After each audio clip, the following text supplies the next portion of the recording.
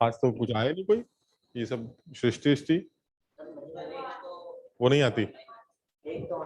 अच्छा, और वो एक जो बच्चे, एक जो बाइक लगा के आता था, वो क्या कहते हैं उसको? अच्छा, क्रिश। हाँ भाई क्रिश, आ गए तुम? Yes sir. आज तुम क्लास में नहीं, हम तुमसे मिलने आए थे, गजब आदमी हो। हाँ मानस, और ये वो, अच्छा मानस कैसे हो बेटा?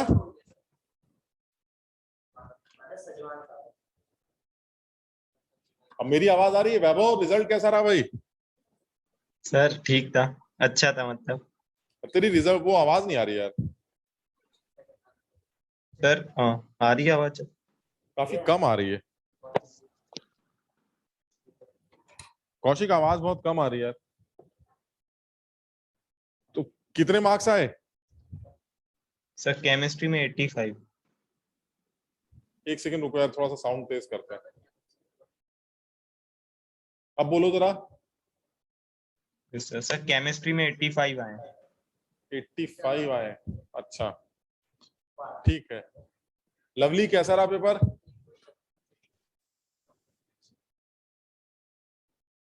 लवली आवाज नहीं आ रही। लवली तेरा माइक ही कनेक्ट नहीं है। हाँ अब आ सर रही है। अभी आ रही है? हाँ अब आ रही है। कैसा रहा पेपर? सर ठीक था सर, 72 मार्क्स। 72 केमिस्ट्री में या टोटल? गलत नहीं सर, केमिस्ट्री में। केमिस्ट्री में, अच्छा ठीक है। सर 4 गलत हो गए और सर 2 आया नहीं था। नहीं कोई नहीं, कोई नहीं, देखो जो गलत हो गए वो भी एक बार सीखने, और जो नहीं आए वो भी सीखने, तो इससे आपको इस टेस्ट का फायदा मिल जाएगा, बस पर्पस ये है और कोई पर्पस नहीं। आप अक्षरा कैसा रहा?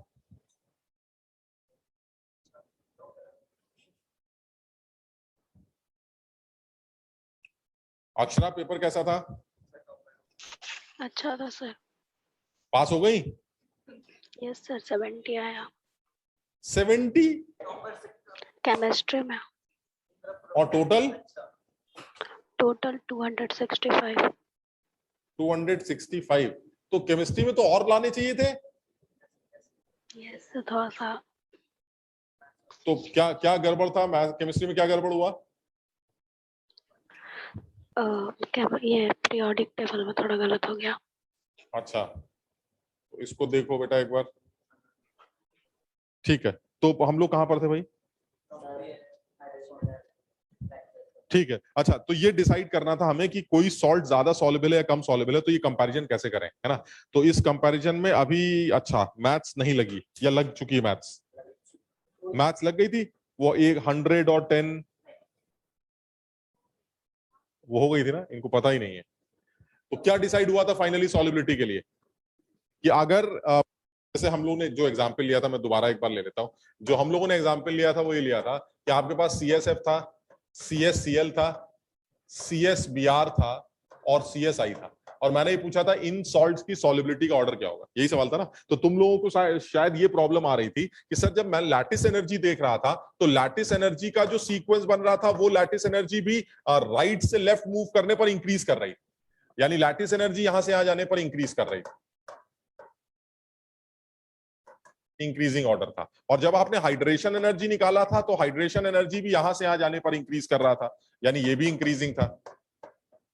तो अगर ये दोनों इंक्रीजिंग था तो फिर डिसाइड कैसे करेंगे, मतलब और क्या रीजन है इनके ज्यादा ज्यादा होने का? क्योंकि मैंने ये याद कर रखा है कि जो लैटिस एनर्जी है it is directly proportional to 1/r plus plus r minus, और जो हाइड्रेशन एनर्जी है it is directly proportional to 1/r plus plus 1/r minus. ये दोनों में फर्क, तो ये अब इससे ही जो भी डिफरेंस होगा, क्योंकि बाकी सब तो कॉमन ही है, चार्जेस वार्जेस सब कॉमन है, तो डिसाइड जो भी करेगा वो ये साइज फैक्टर करेगा। अब ये साइज फैक्टर से कैसे डिसाइड करेंगे वो देखना था। तो ये तो क्लियर है कि अगर मैं लैटिस एनर्जी को देखूंगा तो R प्लस की वैल्यू तो कॉमन है, तो जिस जगह पर एनाइन छोटा होगा उस जगह पर लैटिस एनर्जी सबसे ज्यादा आएगी, क्योंकि एनाइन के छोटे होने से ये टर्म बड़ा हो जाएगा, तो लैटिस एनर्जी सबसे ज्यादा निकल के आएगी। ठीक, तो इसका मतलब ये हुआ सबसे ज्यादा लैटिस एनर्जी CSF की होगी, और इसी वजह से हाइड्रेशन एनर्जी भी सबसे ज्यादा CSF की होगी, क्योंकि उसमें भी R माइनस नीचे की तरफ। तो अब दिक्कत क्या है कि लैटिस एनर्जी भी बढ़ रही है और हाइड्रेशन एनर्जी भी बढ़ रही है, और हमने डिसाइड क्या किया था कि सॉल्युबिलिटी कौन डिसाइड करेगा? डिफरेंस। हाइड्रेशन और लैटिस का डिफरेंस जितना ज्यादा होगा सॉलिबिलिटी उतनी ज्यादा होगी। तो अब ये कैसे निकालेंगे कि भाई हाइड्रेशन एनर्जी भी बढ़ रही है और लैटिस एनर्जी भी बढ़ रही है, तो डिफरेंस कैसे निकालेंगे? तो हम लोगों ने डिसाइड किया था कि हमने इनके कुछ रेडियस कंसीडर किए थे। हमने ऐसी अपनी तरफ से अज्यूम कर लिया था कि सीजियम का रेडियस 100 ले लेते हैं, फ्लोरीन को 10 ले लेते हैं, सीजियम 100 ले लेते हैं, क्लोराइड का रेडियस जो है वो 20 ले लेते हैं, सीजियम को 100 ले लेते हैं, ब्रोमीन को 30 ले लेते हैं, सीजियम को 100 ले लेते हैं, आयोडीन को 40 ले लेते हैं। और फिर हम लोगों ने डिसाइड किया था इनके साइजेस को अज्यूम करके कि जो लैटिस एनर्जी होगी वो कैसे इंक्रीज कर रही है राइट से लेफ्ट, और इंक्रीजिंग हाइड्रेशन एनर्जी कैसे इंक्रीज कर रही है। तो जो लैटिस एनर्जी था वो 1/r प्लस r माइनस था, दैट इज 1/1/40। ये हो गया 1/1/30, और ये हो गया 1/1/20, और ये हो गया 1/1/10, मतलब 1/10, 1/110। तो इसका मतलब ये हुआ, दिखाई दे रहा है कि अगर आप यहां से यहां चलोगे तो ये इंक्रीज कर रहा है, क्योंकि डिनोमिनेटर बड़े होने से नंबर छोटा हो जाएगा। तो इसके अलावा आप आगे चल रहे हो तो आपका नंबर इंक्रीज कर रहा है। चलिए ठीक है। अब यही चीज आपने हाइड्रेशन एनर्जी के लिए भी की थी। हाइड्रेशन एनर्जी के लिए बोला था आपने कि 1/100 में इधर ऐड होगा 1/30, और इधर ऐड होगा 1/100 में 1/40, और इधर ऐड होगा 1/100 में 1/20, और इधर ऐड होगा 1/100 में 1/10। इसका मतलब ये भी इंक्रीज ही कर रहा है। आप देखो ये भी इंक्रीज कर रहा है, क्योंकि अब 1/100 में एक बार 1/40 ऐड हो रहा है, और एक बार 1/100 में 1/10 ऐड हो रहा है, और 1/10 की वैल्यू 1/40 से तो बड़ी होती है। तो दैट मींस इधर भी इंक्रीज हो रहा है, इधर भी इंक्रीज हो रहा है। लेकिन जिस तेजी से यहां इंक्रीज हो रहा है उतनी तेजी से यहां इंक्रीज नहीं हो रहा है। बस ये तुम्हें समझना था। और इसमें थोड़ी सी बात है, मतलब इसमें मेडिकल वाले भी समझ सकते हैं और आईटी वाले भी समझ सकते हैं, इसमें ऐसा कुछ कमाल नहीं है। बिल्कुल साफ दिखाई दे रहा है कि यहां पर जो नंबर ऐड हो, जो बढ़ रहा है, वो क्यों बढ़ रहा है? क्योंकि 1/100 में आप 1/40 ऐड कर रहे हैं, और यहां पर 1/100 में आप 1/10 ऐड कर रहे हैं, एंड 1/10 इज 4 टाइम्स ऑफ 1/40। 1/10 जो होता है वो 1/4, 40 का 4 टाइम्स होता है। तो इसका मतलब ये हुआ यहां पर 4 टाइम्स नंबर में एक चीज जोड़ी जा रही है, और यहां पर 1/40 में एक चीज जोड़ी जा रही है। तो ये तो वैसे समझ में आ रहा है कि ये तो 4 गुने के आसपास नंबर बढ़ता जा रहा है, और यहां पर 1/40 है, यहां पर 1/110 है। कितना फर्क पड़ा है? 1/110 या 1/140। This is almost similar type के लोग। बढ़ रहा है, ऐसा नहीं कि बढ़ नहीं रहा, बढ़ रहा है, बट इतनी तेजी से नहीं बढ़ रहा है। सर इन दोनों में कितना डिफरेंस होगा? छोटा सा। इन दोनों में कितना डिफरेंस होगा? छोटा सा। लेकिन यहां डिफरेंसेस बढ़ रहा है। यानी हम लोगों ने लास्ट में ये डिसाइड किया था कि अगर आप हाइड्रेशन एनर्जी इंक्रीज करता हुआ देख रहे हैं राइट से लेफ्ट, तो वो इस तरह से इंक्रीज कर रही है, इस तरह से हाइड्रेशन एनर्जी बढ़ रही है। यानी this is the increment of hydration energy. बिल्कुल सही है। और जब लैटिस एनर्जी देख रहे हैं वो भी इंक्रीज कर रही है, लेकिन वो इतनी तेजी से इंक्रीज नहीं कर रही है यूं जूम, वो ऐसे धीरे धीरे बढ़ रही है, हल्का हल्का सा। बताओ ये समझ में आया क्या कर रहे हैं? यानी राइट से लेफ्ट मूव करने पर हाइड्रेशन ऐसे तेजी से बढ़ रहा है, और लैटिस धीरे धीरे बढ़ रहा है। तो इसका मतलब ये हुआ डिफरेंस की जहां तक सवाल है, तो जो सबसे आगे होगा उधर उसका डिफरेंस सबसे ज्यादा होगा। बात समझ लो, ये तेजी से ऊपर चला जाएगा और वो धीरे धीरे नीचे आएगा। तो ये जो डिफरेंस आएगा, जितना दूर होगा ये डिफरेंस बढ़ता चला जाएगा। यानी सबसे बड़ा डिफरेंस लास्ट में मिलेगा, और वो लास्ट वाला आदमी कौन सा है हमारा? इधर जाने पर CSF। यानी सबसे बड़ा डिफरेंस तो आपको CSF में मिलेगा। फिर थोड़ा सा कम डिफरेंस आपको CSCl में मिल जाएगा, थोड़ा और कम डिफरेंस आपको CSBr में मिल जाएगा, और सबसे कम डिफरेंस आपको CSI में मिल जाएगा। यानी कहने का मतलब ये हुआ कि हाइड्रेशन और लैटिस का जो डिफरेंस है वो सबसे ज्यादा जिस आदमी के अंदर होता है वहीं पर सॉलिबिलिटी बढ़ जाती है। तो इसका मतलब ये हुआ कि ये जो ऑर्डर आपने लिखा है उसमें इंक्रीजिंग ऑर्डर, ये जो आपने लिखा है this is decreasing order of solubility. CSF से CSI तक जाएंगे तो आपकी सॉलिबिलिटी कम होती चली जाएगी।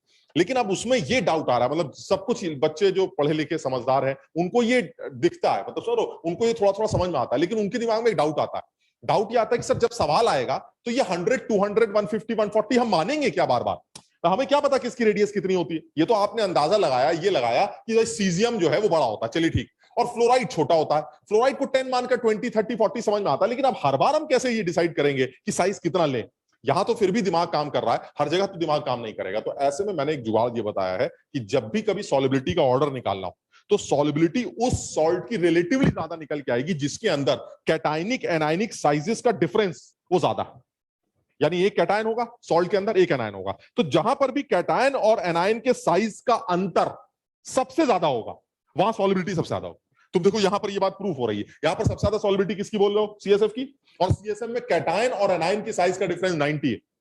90 मतलब हमने जो माना है उसके हिसाब से, और यहां पर वो डिफरेंस थोड़ा कम हो जाएगा, होना भी चाहिए क्योंकि सीजियम कॉमन है और आई बड़ा हो रहा है, तो सीजियम पहले से बड़ा है और फ्लोराइड छोटा है, तो ये डिफरेंस सबसे ज्यादा है। और सीजियम बड़ा है और आयोडाइड भी बड़ा है, तो ये डिफरेंस सबसे कम है। तो जहां पर कैटायन एनायन के साइज का अंतर सबसे कम होगा वहां सॉल्युबिलिटी कम होगी, और जहां कैटायन एनायन के साइज का अंतर सबसे ज्यादा होगा वहां सॉल्युबिलिटी बढ़ रही होगी। हम हर बार ये मैथ्स नहीं लगाएंगे, 110 120 ये बकवास नहीं करेंगे। ये तो सिर्फ तुम्हें एक बार समझाने के लिए था कि देखिए ये डिसाइड कर लिया कि आगे जाने पर बढ़ रहा है, बढ़ रहा है, इधर भी बढ़ रहा है, हाँ बढ़ रहा है, लेकिन सर हाइड्रेशन जिस स्पीड से बढ़ रहा है उस स्पीड से लैटिस नहीं बढ़ रहा है। So that means the difference between hydration and lattice is increasing, और जहां डिफरेंस इंक्रीज करेगा सॉल्युबिलिटी इंक्रीज करेगी। तो अब रिजल्ट क्या निकल के आया इस बात का कि भाई हम इतना ड्रामा ना करके एक बात याद करते हैं, जहां पर भी कैटायन एनायन के साइज का अंतर सबसे बड़ा होगा वहां पर सॉल्ट की सॉल्युबिलिटी सबसे ज्यादा देखने को मिलेगी। बात कर, अब हम एक आध और एग्जांपल लेंगे जिससे और समझ में आएगा, लेकिन ये तुम्हें हम लोगों ने लास्ट क्लास में ही शायद कर लिया था ना।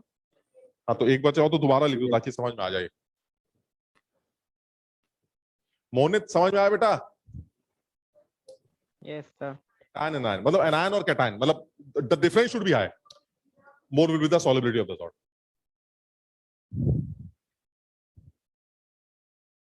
आदर्श ओझा समझ में आया बेटा?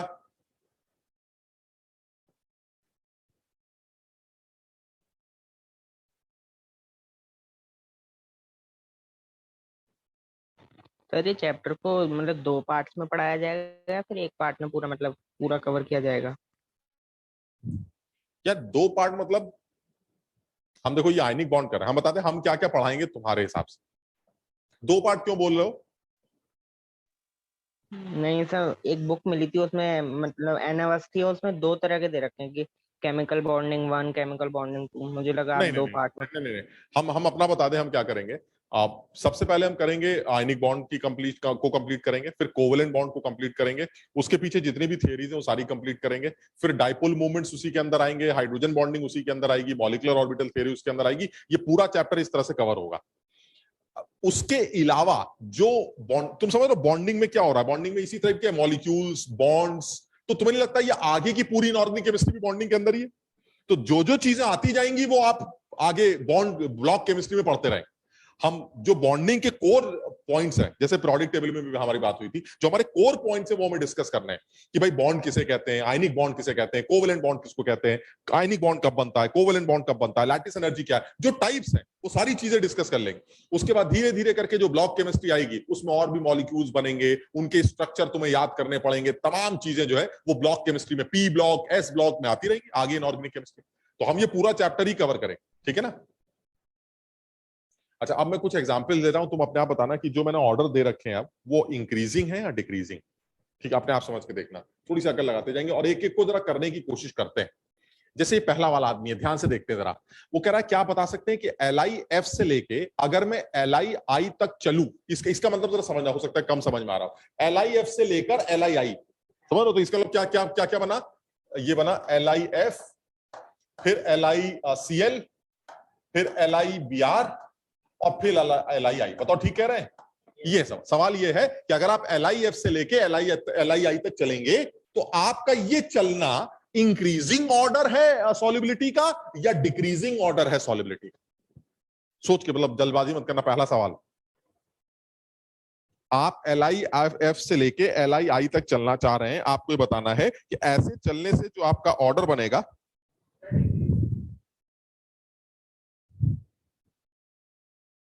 डिक्रीजिंग।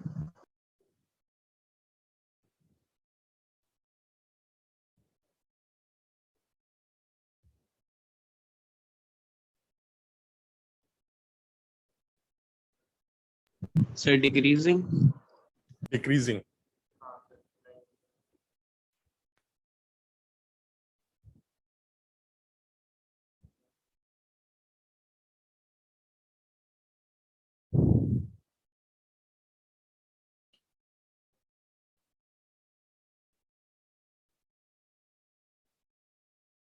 हाँ, या तो डिक्रीजिंग या इंक्रीजिंग। अभी मतलब अभी एक बात हुई हमारी, अभी अभी भूल गए यार, बताइए। इंक्रीजिंग।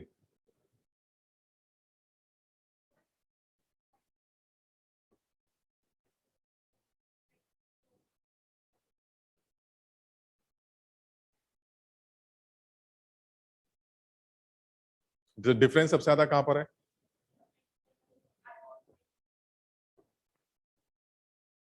ये तो डिक्रीजिंग ऑर्डर है, मतलब सॉरी इंक्रीजिंग ऑर्डर दे रखा है। सबसे ज्यादा सॉलिबिलिटी LII की है, इंक्रीजिंग हुआ ना, फिर इंक्रीजिंग ऑर्डर है, बिल्कुल सही कह रही है भाई। ये यार इसमें क्या, अभी तो हमारी बात हुई है, हमारी यही तो बात हुई है कि साइज का, अब क्या इसमें भी वो 100 और 10 और 20 लगाओगे? अरे बात हो चुकी है हमारी कि सर कैटायन एनायन के साइज का अंतर देखते हैं। चलिए एक एक करके देखते हैं। ये लिथियम है, ये फ्लोराइड, ठीक। अच्छा, लिथियम हर जगह कॉमन है, तो जो भी डिसाइड करेगा वो fluoride, chloride, bromide, iodide decide करेगा। अच्छा, लिथियम के बारे में क्या जानते हैं? छोटा होता है। अच्छा, लिथियम प्लस छोटा आदमी, और अगर लिथियम प्लस छोटा है और उसके बगल में फ्लोराइड है, और फ्लोराइड के बारे में क्या जानते हैं? छोटा आदमी, फ्लोराइड भी छोटा, आगे ऊपर है तो नीचे लोग तो बड़े होंगे ना, फ्लोराइड भी छोटा। इसलिए हुआ सर लिथियम भी छोटा है और फ्लोराइड भी छोटा है, तो अंतर कम हुआ, डिफरेंस कम होगा। छोटे छोटे लोगों को माइनस करोगे तो कुछ नहीं आएगा। चल, अब दूसरा आदमी लिथियम छोटा है और क्लोराइड थोड़ा बड़ा, थोड़ा सा अंतर बढ़ रहा है। लिथियम छोटा है, ब्रोमाइड और बड़ा, सर अंतर बढ़ रहा है। लिथियम छोटा है, आयोडाइड और बड़ा, सर अंतर बढ़ रहा है। यानी कैटायनिक एनायनिक साइज का डिफरेंस कहां बढ़ रहा है? LII में। सबसे ज्यादा लिथियम आयोडाइड के साइज में अंतर है, इसलिए साफ समझ में आता है जहां ये अंतर सबसे ज्यादा होगा, सॉलिबिलिटी सबसे ज्यादा होगी, तो साफ समझ में आ रहा है ये हमने इंक्रीजिंग ऑर्डर दिया है।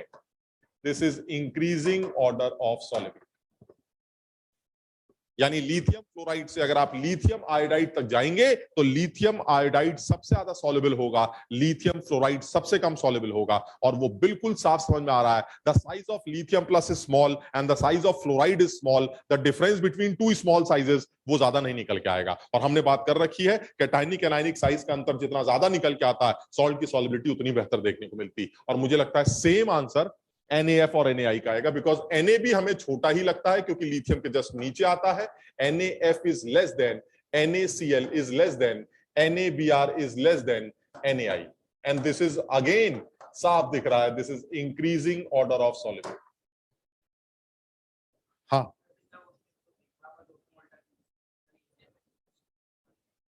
सीजियम बड़ा था ना, वहां पर उल्टा था, सीजियम बड़ा और फ्लोराइड छोटा, तो वहां अंतर पहले ही लेफ्ट साइड में ज्यादा आ गया। यहां दोनों छोटे हैं शुरू में, समझ रहे हो ना? ठीक है, ये समझ में आ गया। वैभव क्लियर है?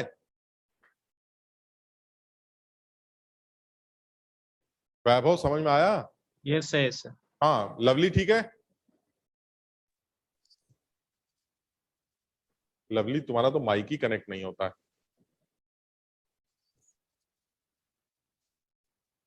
तुम लोगों को बोला था मैंने सब लोगों से कि वीडियो कनेक्ट कर लिया करो, वीडियो कनेक्ट कर लिया करो। घर में थोड़ा सा अच्छा, थोड़ा सा 200-400 रुपए खर्च करके अच्छा इंटरनेट कनेक्शन लगवा लो, ताकि वीडियो भी चले। और क्योंकि वीडियो नहीं चलती है तो बस जो दिखता है उसी से बात होती है। आज यहाँ पर बच्चे दिख रहे हैं तो मैं इन बच्चों से बात कर रहा हूँ।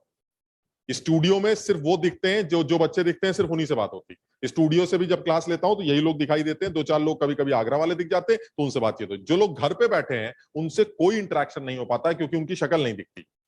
और इसमें कोई बुराई नहीं है कि इंटरेक्शन हो, बात समझ रहे हो? इसमें ये नहीं होता कि सर हमारी शक्ल दिखेगी तो आप पूछते रहेंगे, फिर तो फिर क्या हो गया, पूछते रहेंगे तो क्या हो? दो ही तो बातें होंगी। यहां पूछने से सब जवाब दे देते हैं क्या?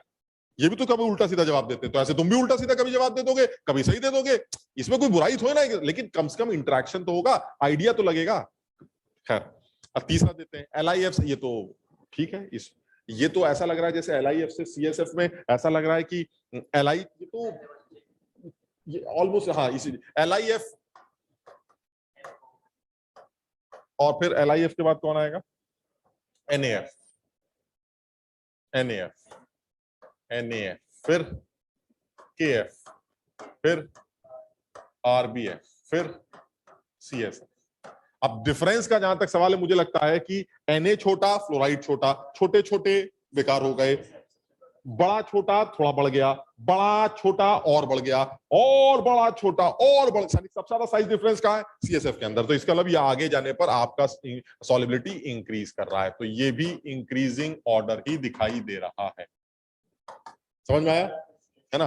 अब इसमें ये तो हम कर ही चुके हैं, CSF से CSI, ये तो बात हो चुकी है हमारी। CSF में साइज डिफरेंस सबसे ज्यादा था, तो ये हमारा सबसे ज्यादा सॉल्युबल होगा। तो ये CSBr, CSI, तो सबसे ज्यादा सॉल्युबल होगा CSF, फिर ये, and this is decreasing order, ये हमारा डिक्रीजिंग ऑर्डर। चलिए ये, हाँ अब इसमें देखिए फिर वही LII, बात ही खत्म हो गई। LI छोटा, आई बड़ा, फिर तो खेल ही खत्म हो गया। सबसे ज्यादा सॉल्युबल कौन? LiI। तो इसका मतलब ये हुआ ये भी खत्म हो गया।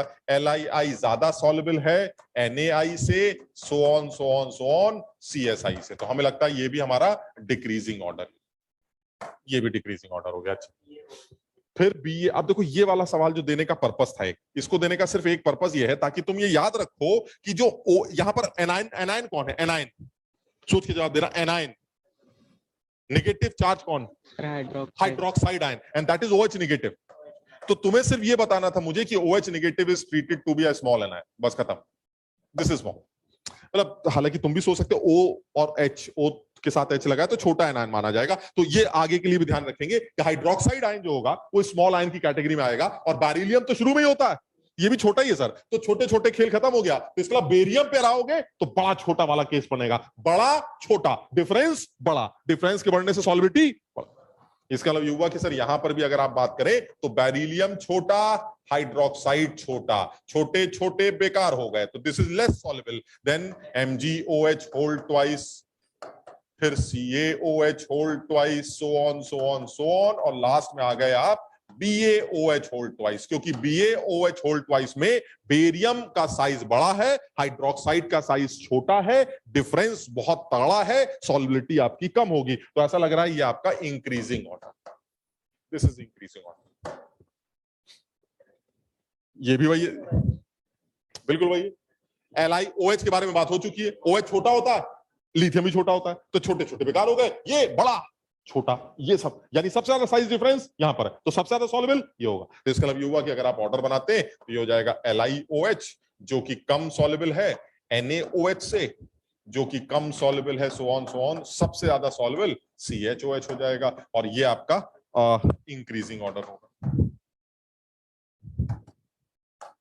Increasing order.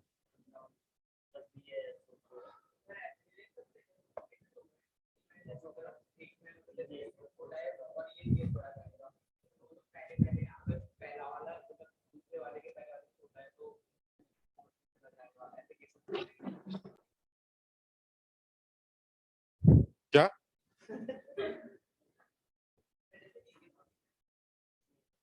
लिथियम और सीजियम, हाँ, तो लिथियम छोटा, सीजियम बड़ा।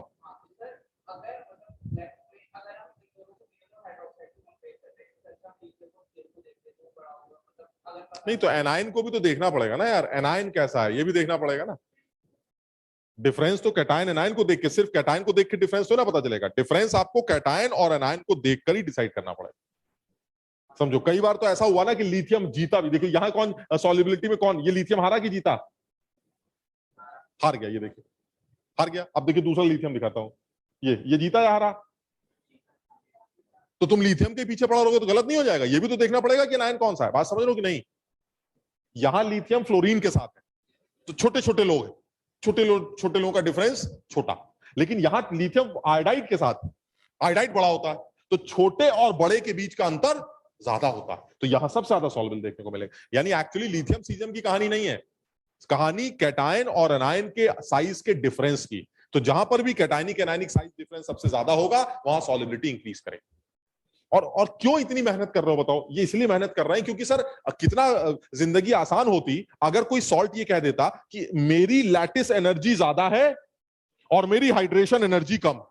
कितनी सुकून की जिंदगी होती कि मैं साफ कहता तेरे बस की नहीं है घुलना, तेरी लैटिस मजबूत, तेरे हाइड्रेशन है नहीं, तो तुझे कौन घोलेगा? बात समझो, ये तो वो सारे सॉल्ट हैं जो क्या कहते हैं, हमारी ये भी ज्यादा, हमारी वो भी ज्यादा, आप कर लीजिए। तो इसलिए मैंने साइज डिफरेंस की कहानी निकाली। बात समझ लो, ये जो सवाल है ये वाला बेरिलियम, इसमें भी आप चाहे तो डिफरेंस से काम चला सकते हैं। आप चाहे तो जो अभी हमने क्राइटेरिया बनाया डिफरेंस का, उससे आंसर निकाल सकते हैं। सल्फेट छोटा लगता है बड़ा? SOOO tetrahedral sulphate. सल्फेट जो है मोटा आदमी, सल्फेट की जो शक्ल होती है ऐसी होती, मोटा सल्फेट होता है। S double bond O double bond O O minus O minus, ये सल्फेट आए। S से 4 O लगे, तो ये तो बड़ा आदमी हो गया, ठीक। और बेरिलियम, बेरिलियम छोटा हो गया, सल्फेट मोटा हो गया, सर डिफरेंस मस्त आ रहा है। और डिफरेंस मस्त आ रहा है तो सबसे ज्यादा सॉल्युबल। और यहां देखिए बेरियम भी मोटा, सल्फेट भी मोटा, सर ऐसे में मजा नहीं आ रहा, सर खराब सॉल्युबल। और लॉजिकल है, हमें पता है बेरियम सल्फेट कम सॉल्युबल होता है, तभी तो व्हाइट प्रेसिपिटेट के फॉर्म में निकलता है। आपका आंसर सही है। अच्छा एक काम करते हैं, अब अपने वाले तरीके से निकालते हैं, हाइड्रेशन ज्यादा है और लैटिस ज्यादा है, उसको देखकर ये वो सॉल्ट्स हैं जो बहुत सुकून में आपको लेके चले जाएंगे, बिल्कुल सीधे। कैसे? लैटिस, कुछ याद आ रहा? एल्कलाइन अर्थ मेटल्स के सल्फेट्स की लैटिस एनर्जी कैटायन के साइज बड़े होने से बढ़ती, क्योंकि उनका कोऑर्डिनेशन नंबर ज्यादा होता। याद है, एल्कलाइन अर्थ मेटल्स के सल्फेट्स और कार्बोनेट्स की सॉलिबिलिटी में, सॉरी लैटिस एनर्जी में कौन सा फैक्टर गवर्न करता है? Coordination number. और कोऑर्डिनेशन नंबर ज्यादा किसका निकल के आता है? जब कैटायन का साइज ज्यादा होता है। यानी बेरियम बड़ा है सर, इसका कोऑर्डिनेशन नंबर ज्यादा होगा, इसका कोऑर्डिनेशन नंबर ज्यादा होगा तो इसकी लैटिस एनर्जी ज्यादा होगी। यानी बेरियम सल्फेट क्या कह रहा है? मेरा लैटिस मजबूत। यहां तक ठीक है? अब इसके हाइड्रेशन की बात करते हैं। हाइड्रेशन में क्या बात हुई थी? साइज जितना ज्यादा होगा हाइड्रेशन एनर्जी उतनी कम होगी। सर बेरियम सल्फेट कह रहा है भाई साहब मैं बेरियम हूं, मेरा लैटिस एनर्जी तो तगड़ी है लेकिन हाइड्रेशन खराब है। तो साफ समझ में आ रहा है तुम्हारा सॉलिबिलिटी है नहीं। ये वो नहीं है जिसको आप आयनिक रेडियस के डिफरेंस से आंसर निकालना चाहेंगे, क्योंकि इसका आंसर तो वैसे भी समझ में आ रहा है, लेकिन फिर भी आप आयनिक रेडियस के डिफरेंस से भी आंसर निकालेंगे तो भी यही निकल के आएगा कि बेरिलियम और सल्फेट में आयनिक डिफरेंस सबसे ज्यादा है, इसलिए सबसे ज्यादा सॉल्युबल होगा, और यहां आयनिक साइज डिफरेंस सबसे कम है, ये सबसे कम सॉल्युबल होगा। समझ लो। लेकिन ये कंफर्म है सर, ये इन सारे एग्जाम्पल्स में से यही एक ऐसा एग्जाम्पल है जिसमें आपको साइज डिफरेंस तक चेक करने की जरूरत कुछ नहीं थी। आप चाहते तो डायरेक्ट आंसर निकाल सकते थे, क्योंकि आगे जाने पर लैटिस एनर्जी तो बढ़ती है लेकिन आगे जाने पर हाइड्रेशन एनर्जी गिरती है। अगर लैटिस बढ़ रही है और हाइड्रेशन गिर रही है तो हाइड्रेशन और लैटिस का गैप बढ़ता चला जाएगा माइनस में, और सॉलिबिलिटी बर्बाद होती चली जाएगी। इसलिए बेरियम सल्फेट सबसे कम सॉल्युबल होगा और बेरिलियम सल्फेट सबसे ज्यादा सॉल्युबल। और इसलिए तो ज्यादातर केसेस में बेरियम सल्फेट प्रेसिपिटेट बना लेता है। जब भी आपको एक्सपेरिमेंट कभी स्कूल वगैरह में करो तो बेरियम जो है, जब भी आप H2SO डाले बेरियम क्लोराइड के अंदर सल्फेट का पीपीटी बन जाए खट से, वो घुलता ही नहीं है, वो कह रहा है इनसॉल्युबल, मजबूत लैटिस, हाइड्रेशन बर्बाद, एकदम सॉलिड पत्थर, सफेद पत्थर बाहर निकल आता।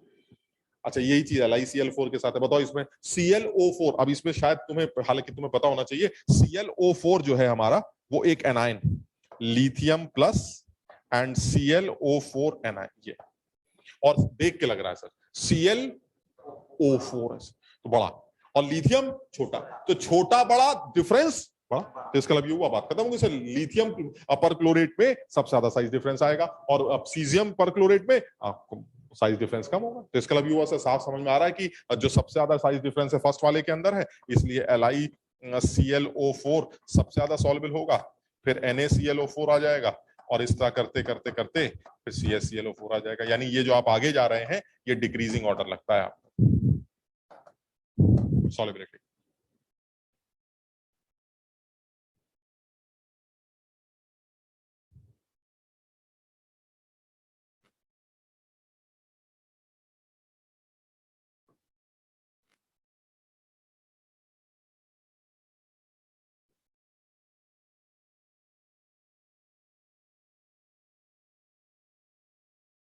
ठीक है। लेकिन अब यही कि भला ऐसा नहीं कि हर सॉल्ट की सॉल्युबिलिटी जब भी आप कंपेयर करेंगे तो साइज डिफरेंस ही करेंगे। अब धीरे धीरे करके जैसे जैसे केमिस्ट्री आगे चलेगी कुछ और बातें भी निकल के आएंगी, लेकिन अभी क्योंकि बॉन्डिंग का एक रूल पढ़ना था, एक चीज समझनी थी, तो एक लैटिस और हाइड्रेशन को यूज करके सॉल्युबिलिटी को कैसे जज करते हैं एक एक आइडिया लेना था। तो वो जज यही कर रहे हैं कि सर हाइड्रेशन जितना अच्छा हो उतना बेहतर, लैटिस जितना गंदा हो उतना बेहतर सॉल्युबिलिटी के लिए। अगर हाइड्रेशन गंदा और लैटिस बढ़िया होता तो सॉल्ट की सॉल्युबिलिटी खराब हो।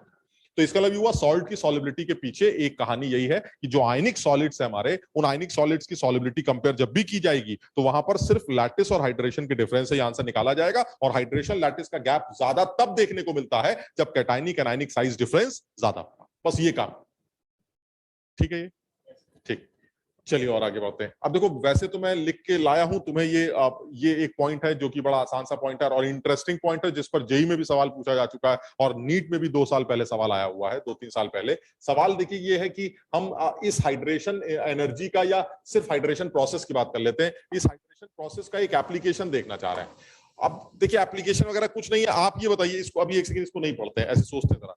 तुम्हें बताओ अगर तुमसे पूछा जाए कि भाई लिथियम का साइज कैसा होता है, नहीं ऐसे नहीं, छोटा बड़ा कुछ नहीं होता, छोटा बड़ा तो रिलेटिव होता है ना, तो किसके रेस्पेक्ट में बात कर रहे हैं सर आप ये भी बताइए। तो लिथियम ऊपर है, फिर सोडियम पोटेशियम, ऐसे यानी आप ग्रुप में नीचे गिर रहे हैं, तो इसमें क्या बात करनी सर, आप ग्रुप में नीचे गिर रहे हैं तो साइज आपका नीचे बढ़ता जाएगा, तो लिथियम ऊपर है छोटा होगा और नीचे वाले लोग बड़े होंगे। ये बड़ी पुरानी कहानी। अच्छा ठीक है, अच्छा कैटायंस की बात करते हैं। अगर लिथियम छोटा है Na से, तो लिथियम प्लस भी छोटा होगा Na प्लस से। यानी अगर मैं नॉर्मल सिचुएशन की बात करूं तो मुझे ये समझ में आता है कि लिथियम जो है, बल्कि प्लस की बात करें, lithium plus is smaller than Na plus. अगर किसी को कोई गड़बड़ लग रहा हो तो उसी टाइम डिस्कस करेंगे। Lithium plus is smaller than Na plus is smaller than K plus, this is smaller than Rb plus and smaller than CS plus.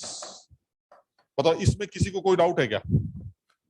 एक आइसोलेटेड गैसियस एटम लिथियम था जिसमें से मैंने एक इलेक्ट्रॉन निकाला और उसको लिथियम प्लस गैस में कन्वर्ट कर लिया। यानी कुछ इस तरह का आयनाइजेशन हो रहा है कि लिथियम गैसियस एटम में से आपने एक इलेक्ट्रॉन निकाला और उसको लिथियम प्लस गैस में कन्वर्ट कर दिया। This is ionization. या आसान, ठीक। तो देख के लग रहा है सर इसमें यही काम आपने सोडियम के साथ भी किया, यही पोटेशियम के साथ किया। तो लिथियम प्लस की सबकी हो गई, सारे एक ही ग्रुप के, सब लोग ही, है ना। तो इसका मतलब हुआ नीचे आने पर आपका साइज इंक्रीज करेगा। हमें पता है ये सारे ग्रुप के लोग हैं और ग्रुप में नीचे उतरने पर साइज बढ़ता है, कैटायंस का साइज भी बढ़ता है और नॉर्मल आदमी का भी साइज इंक्रीज करता है। तो ये बिल्कुल सही लिखा आप। चलिए ठीक।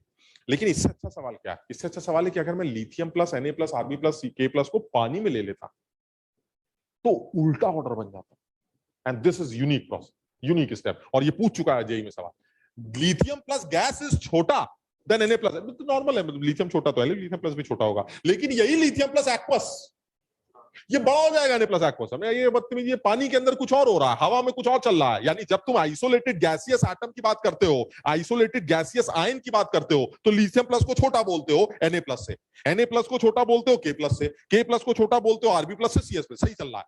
लेकिन यही काम है Li प्लस गैस की जगह अगर Li प्लस एक्वस के लिए पूछा जाता है, यानी यही आयंस अगर एक्वस मीडियम में होते पानी के अंदर, तो आप कह रहे उल्टा ऑर्डर बनेगा। सीजियम प्लस सबसे छोटा, लिथियम। ये क्या बदतमीजी चल रही? लॉजिकल।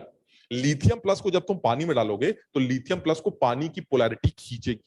क्या बात हुई थी हमारी? हाइड्रेशन एनर्जी के बारे में क्या डिस्कशन हो चुका है? हाइड्रेशन एनर्जी किसी भी आयन की इज डायरेक्टली प्रोपोर्शनल टू, अगर R प्लस है तो R प्लस, R माइनस है तो R minus, that is inverse of the size. ठीक। तो अगर आप छोटे साइज को पानी में लेके बैठे तो सर उसकी हाइड्रेशन एनर्जी ज्यादा होगी, उसका हाइड्रेशन ज्यादा होगा। अगर उसका हाइड्रेशन ज्यादा होगा तो जब छोटे साइज के आदमी को आप पानी के अंदर डालेंगे, ये छोटे साइज का आदमी है प्लस, इसको पानी ऐसे खड़ा कर खींचेगा ऐसे, और खींचने से इसके साइज को जो है वो बड़ा कर, यानी यही सिस्टम जो है अब कुछ ऐसा बन जाए। समझा बात?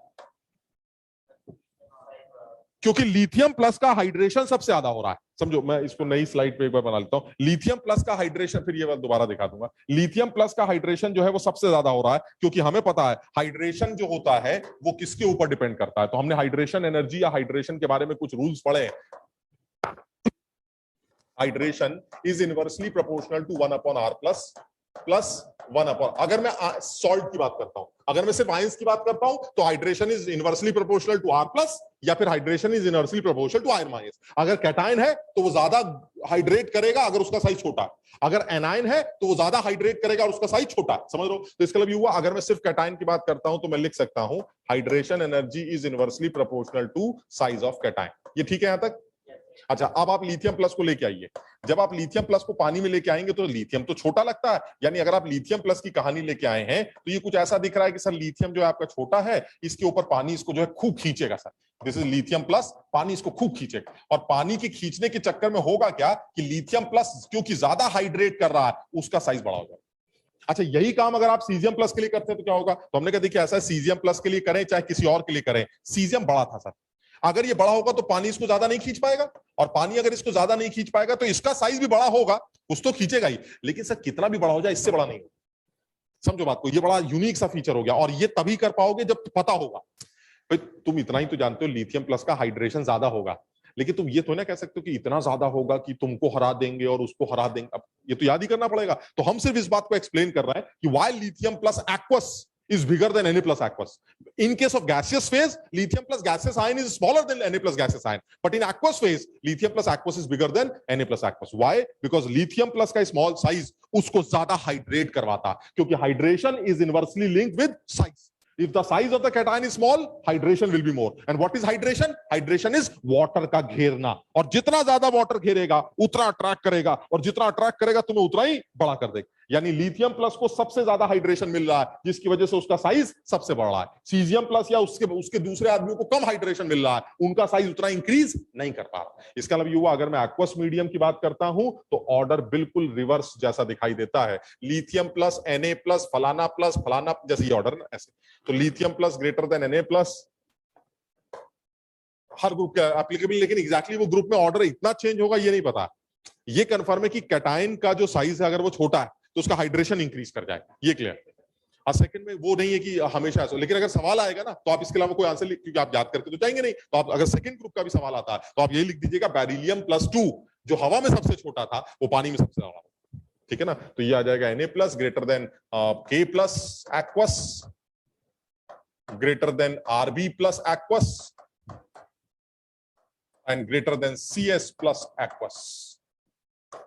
और इसका रीजन सिर्फ वही है जो आपने ऊपर देखा, साइज ऑफ हाइड्रेटेड आयंस का। अगर मैं सीक्वेंस की बात करूं तो साइज ऑफ हाइड्रेटेड आयंस का केस है greater the hydration of the ion, ये समझ लो, greater the hydration of the ion greater will be the hydrated radius. खत्म। जितना हाइड्रेशन होगा हाइड्रेटेड रेडियस उतनी बड़ी होगी। रीजन है क्योंकि खींचतान होगी, खींचतान से साइज बड़ा हो जाए। और लिथियम प्लस का साइज छोटा है, उसके हाइड्रेशन की संभावनाएं ज्यादा है, इसलिए उसकी hydrated radius normally sodium plus के हाइड्रेटेड रेडियस या बाकी लोग हाइड्रेटेड रेडियस से ज्यादा होती है। लेकिन हवा की जब बात चलती है, गैस फेस की, आइसोलेटेड एटम की, जिसका पानी से कोई लेना देना नहीं है, वो अपना जैसे चलता है वैसे चलता है। लिथियम के अंदर कम शेल होती है, सोडियम के अंदर ज्यादा शेल होती है। लिथियम छोटा होता है, सोडियम बड़ा होता है। लेकिन पानी के अंदर सर हाइड्रेशन का फैक्टर आता है, और हाइड्रेशन लिथियम प्लस का सबसे ज्यादा होता है, जिसकी वजह से उसका साइज सबसे बड़ा देखने को मिलता है।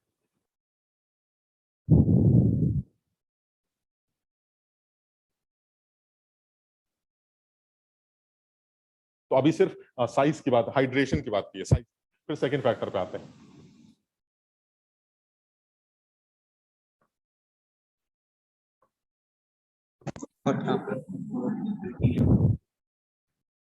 है कुछ आवाज नहीं आई बेटा, कौन पूछ रहा था कुछ?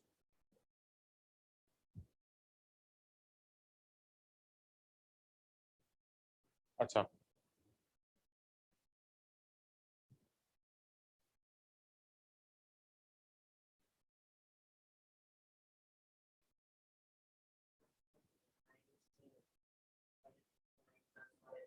हाँ कैटायंस, हाँ। एलआई में कुछ नहीं होगा, एलआई तो चार्ज ही नहीं है, तो वो तो पानी से बात ही नहीं करेगा। पानी उससे क्यों बात कर रहा था? क्योंकि पानी के पास पोलैरिटी थी, तो वो पोलर आदमी से इंटरेक्ट कर रहा था। लिथियम तो गोला है, गोले को पानी में डाल दिया, कोई मतलब ही नहीं उसे। वो अलग बात है कि लिथियम पानी से रिएक्ट करता है, रिएक्शन होती है, वो अलग चीज। हाइड्रेशन नहीं है, फिर वो केमिकल रिएक्शन। क्या कह रहे हो?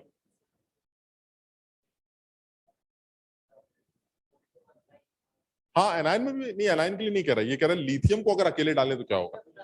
हाँ एनायन में भी सेम आएगा, एनायन का साइज छोटा है तो उसमें हाइड्रेशन ज्यादा होगा, हाइड्रेशन के ज्यादा होने से उसका साइज और बढ़ जाएगा। लेकिन अब देखो दिक्कत ये नहीं है, केमिस्ट्री में ये एक दिक्कतें आती हैं कि तुमने मान लो लिथियम वाला, जैसे अभी तुम कह रहे थे सर बाकी लोगों के साथ क्या होगा, तो तुम कितनी चीजें याद कर सकते हो। ये है कि आज अगर ये कहा जाए कि ये देखो इसमें ये होता है, उसमें ये होता है, फिर उसमें ये होता है, फिर उसमें ये होता है, इस तरह के 50 एग्जाम्पल दे दिए, तो ये समझदारी नहीं है। समझदारी ये कि आपको सिर्फ इतना पता हो कि कैटायन के साइज छोटे होने से हाइड्रेशन बढ़ता है, जिसकी वजह से उसका साइज इंक्रीज करता है। एक एग्जाम्पल, ये हमारा फर्स्ट ग्रुप के एलिमेंट्स है जो कि उल्टा ऑर्डर दिखा रहे हैं। गैसियस फेज में उनका ऑर्डर कुछ और होता है और ऐसे में ऑर्डर कुछ और। देखिए गैसियस फेज का ऑर्डर ये सबसे बड़ा कौन है? सीजियम प्लस, और एक्वस फेज में सबसे बड़ा कौन है? Lithium plus. तो ये ऑर्डर चेंज हो रहा है, समझ लो। तो ये, लेकिन अब ये ऑर्डर और पीरियोडिक टेबल में कहां कहां चेंज होगा, कहीं और चेंज इसी सीक्वेंस में होगा कि नहीं, हो सकता है ये बढ़ जाए लेकिन इससे छोटा हो। तो अब वो चीजें जो आती है ना, वो केमिस्ट्री में तकलीफ देती, लेकिन वो आज नहीं आनी चाहिए। वो धीरे धीरे करके जब कभी लिथियम के बारे में पढ़ेंगे या फर्स्ट ग्रुप के बारे में पढ़ेंगे, एस ब्लॉक के अंदर पढ़ेंगे, हो सकता है वहां पर कुछ इस तरह के एक्सेप्शंस जो इन्हीं से रिलेटेड हो वो देखने को मिले। लेकिन आज अगर वो एक्सेप्शंस आज भी छूट दिए गए तो फिर जो असलियत है ना, जो हम समझना चाह रहे हैं, वही सब छूट जाएगी। फिर तो ये लगेगा साला कहीं भी कुछ भी हो जाता, तो इसको पढ़ के फायदा क्या है। लेकिन आज कम से कम इतना तो सीखा जाए कि जो हाइड्रेशन है वो करता क्या है। कैटायंस एनायंस का हाइड्रेशन उनके साइज को बढ़ा करने की कोशिश करता है, कम से कम इतना तो समझ में आना चाहिए। और कैटायंस एनायंस का हाइड्रेशन ज्यादा कब होता है, कम कब होता है, वो साइज डिसाइड करता है, और इनफैक्ट चार्ज भी डिसाइड करता है। भाई हमें पता है चार्ज का फैक्टर भी अगर बढ़ा दूंगा तो भी हाइड्रेशन बढ़ जाएगा। Hydration is directly proportional to charge. तो चार्ज का फैक्टर और साइज का फैक्टर, ये दोनों हाइड्रेशन को गवर्न करते हैं, और जितना हाइड्रेशन बढ़ता है पानी के साथ खींचतान उतनी बढ़ती है और साइज बढ़ता जाता है। अब कितना बढ़ जाता है, क्या है, कहां क्या एक्सेप्शंस है, वो धीरे धीरे सामने आ सकते हैं। बट ये कंफर्म है कि अगर मैं फर्स्ट ग्रुप की बात करता हूं तो फर्स्ट ग्रुप का जो ऑर्डर नॉर्मल गैसेस आयंस का बनता है उसका जस्ट रिवर्स ऑर्डर आपका एक्वस मीडियम में बनता है। ये एनसी नीट के पेपर में पूछा गया सवाल है, मुझे एग्जैक्टली साल याद नहीं है, बट नीट में एग्जैक्टली ये सवाल पूछा गया था साइज को लेकर।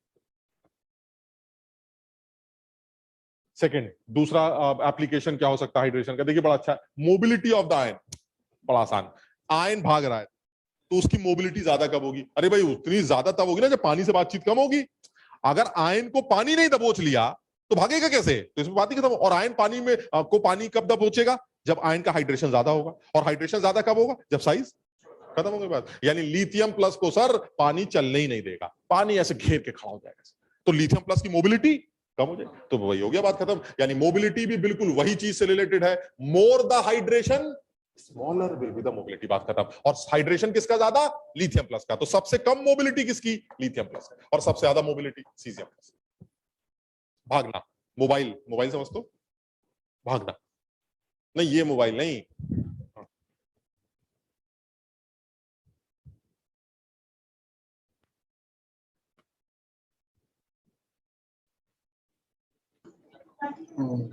पानी के तो अंदर ही रहता है, लेकिन पानी के अंदर मूवमेंट उसका स्लो होता है, इसलिए कंडक्टेंस, करंट पास करना, ये सब स्लो हो जाता है। कंडक्टिविटी भी तो आयन से आती है ना, तो अगर मान लीजिए आपका आयन कह रहा है मैं तो भागूंगा ही नहीं ऐसे धीरे धीरे, तो कंडक्टेंस बड़ी बर्बाद हो जाएगी। तो देखो कंडक्टेंस का भी एक ऑर्डर बता रखा है, इलेक्ट्रिकल कंडक्टेंस कब होगी ज्यादा? जब आयन भागेंगे। जब आयन ही नहीं भाग रहे तो कंडक्टेंस क्या निकल के आएगी? यानी फिर वही हो गया सर, लिथियम प्लस का कंडक्टेंस सबसे कम होगा, तो यानी लिथियम प्लस, वही जैसे ऑर्डर था सेम।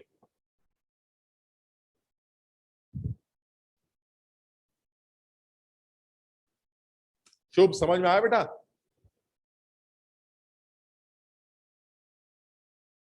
सब कैमरा ऑन कर, वो यही दिक्कत है बस, कैमरा ऑन होता तो पूछने की जरूरत ही नहीं पड़ती, समझ में आएगी नहीं। अब ये आधे लोग बैठे हैं, आधे सो रहे हैं। क्रिश, ये अपना वाला है क्या?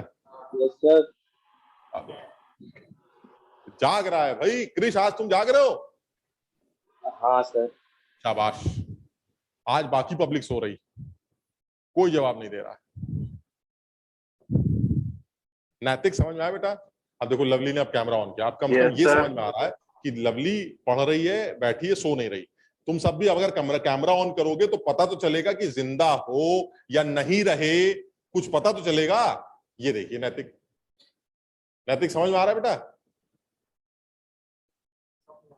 Yes sir. शाबाश।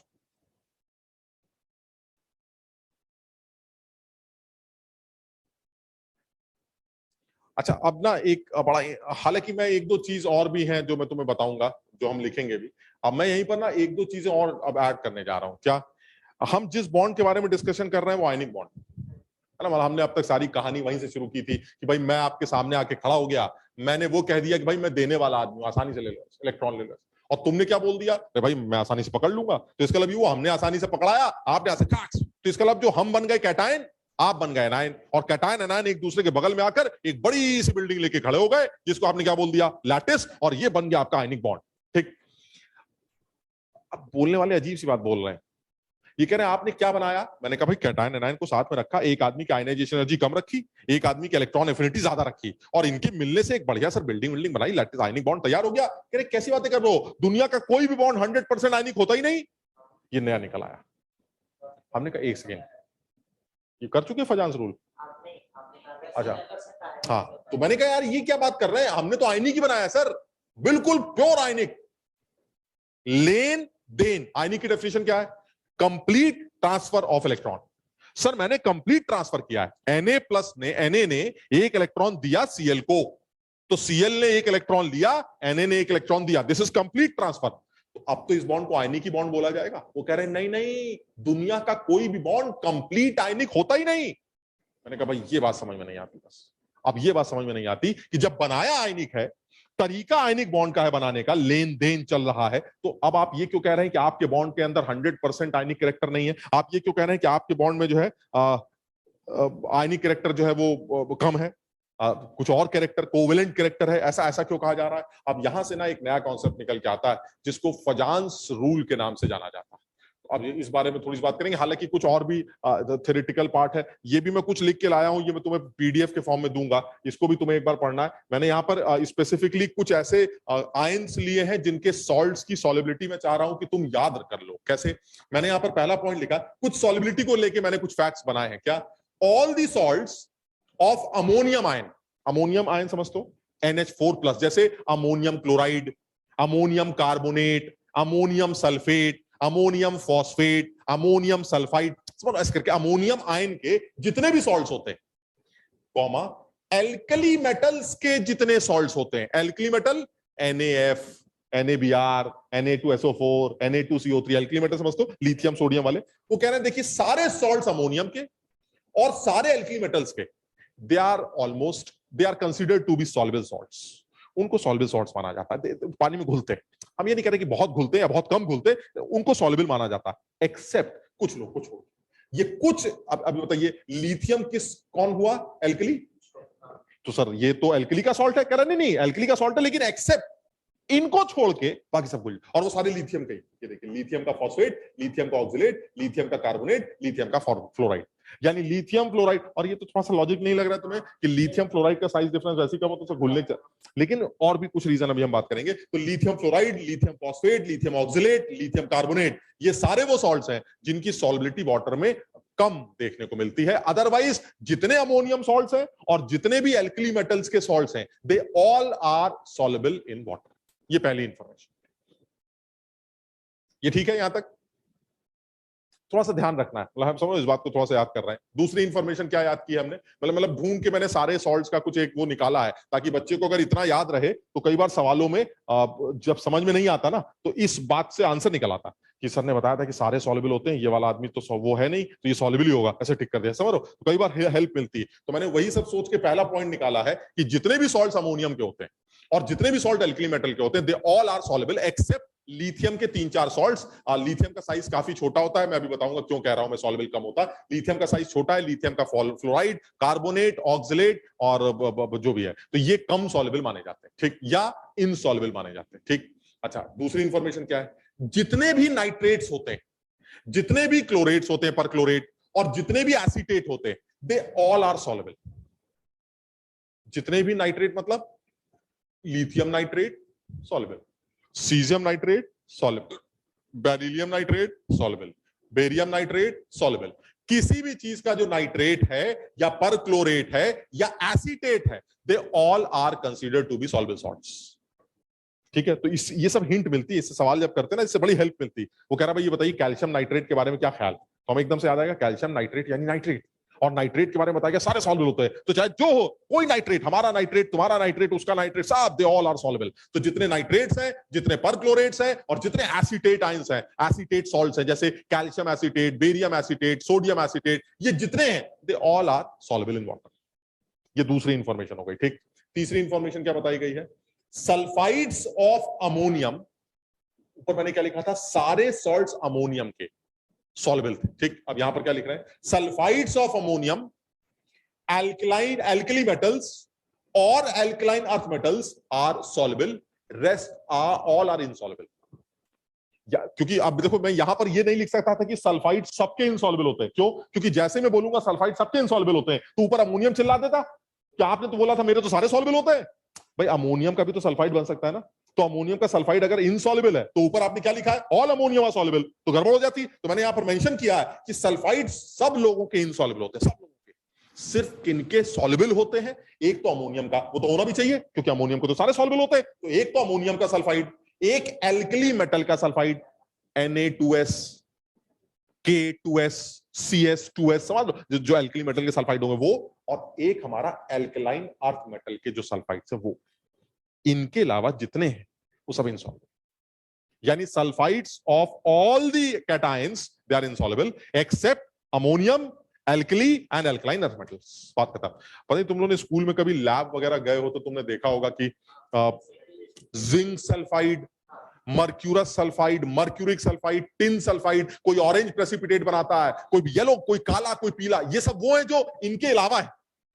समझ लो, जैसे जिंक, जिंक तो यहाँ कहीं नहीं है, जिंक है, मरकरी है, एंटीमनी है, आर्सेनिक है, तमाम जितने लेड है, इन सब के जो सल्फाइड्स हैं ये सब पत्थर के फॉर्म में बाहर आते हैं बिकॉज दे आर इनसॉल्युबल।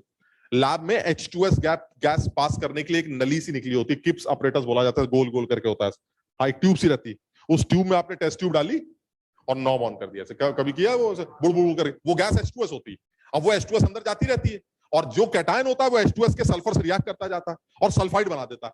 तो अगर जिंक है तो जिंक सल्फाइड बनेगा और व्हाइट प्रेसिपिटेट अलग हो जाएगा, लेड है तो लेड सल्फाइड अलग हो जाएगा। समझ रहे हो बात को? तो इसका मतलब ये हुआ वो सारे जो है हमारे sulphide they all are insoluble except ammonium का सल्फाइड, एल्कली का sulphide and alkaline earth metal का sulphide. All the sulphides are, इनको छोड़ के दे ऑल आर इनसॉल्युबल।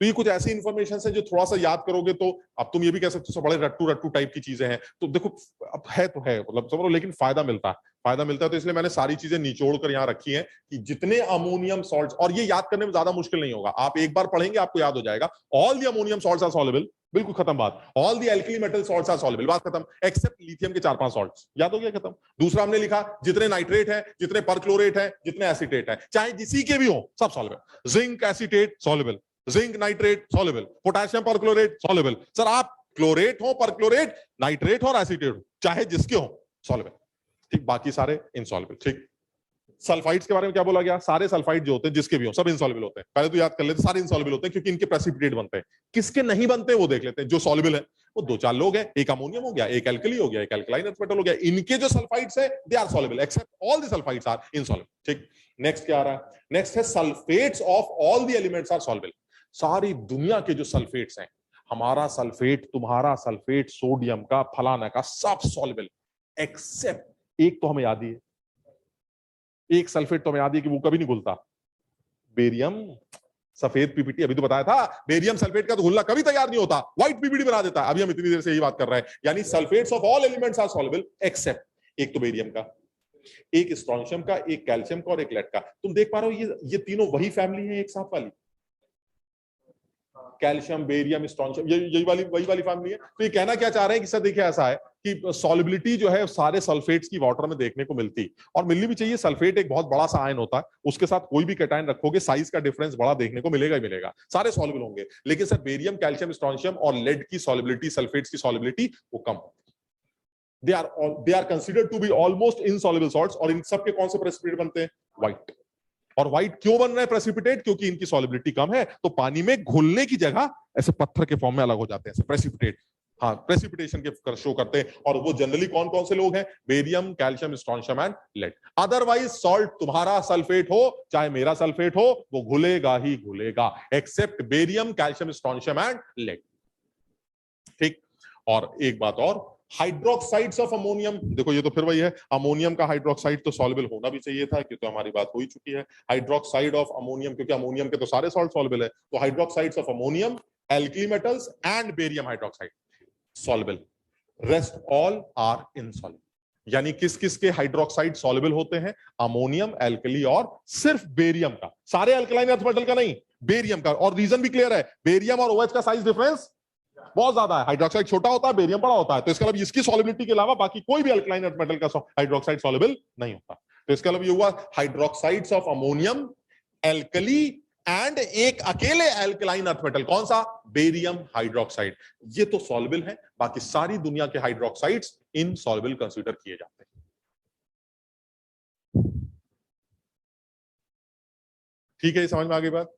और आखिरी भी आसान सा है, जितने भी हैलाइड्स हैं वो सारे सॉल्युबल होते हैं। Halides, chloride, bromide, iodide, except AgCl, AgBr, AgI और PbI, ये सारे इनसॉल्युबल हैं। AgCl का व्हाइट प्रेसिपिटेट बनता है, AgBr का पेल येलो, AgI का येलो और PbI2 का भी येलो। इन चार को छोड़ के जितने भी हैलाइड्स होते हैं वो हम सॉल्युबल की कैटेगरी में रखते हैं। इन चारों को इनसॉल्युबल सॉल्ट्स कंसीडर किया जाता है। ये पानी में हमेशा प्रेसिपिटेट के फॉर्म में नजर आते हैं। AgCl का, AgBr का, AgI का और PbI2 का ये व्हाइट, पेल येलो, येलो और येलो प्रेसिपिटेट हमें दिखाई देते हैं। अदरवाइज जितने भी हैलाइड्स हैं दे ऑल आर सॉल्युबल।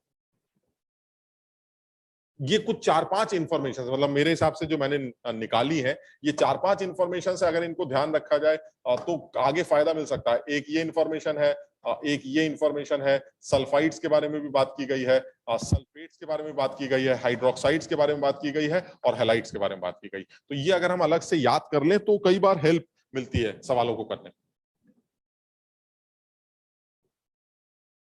समझ पाए भाई यहां तक? हाँ, AgBr का प्रेसिपिटेट फट से बन जाता है, AgCl का प्रेसिपिटेट फट से बन जाता है। अदरवाइज हैलाइड्स हमारे सारे सॉल्वेबल। कोई कहेगा भाई ऐसा सीजियम क्लोराइड का क्या है, तो घुलता है सर, घुलता है।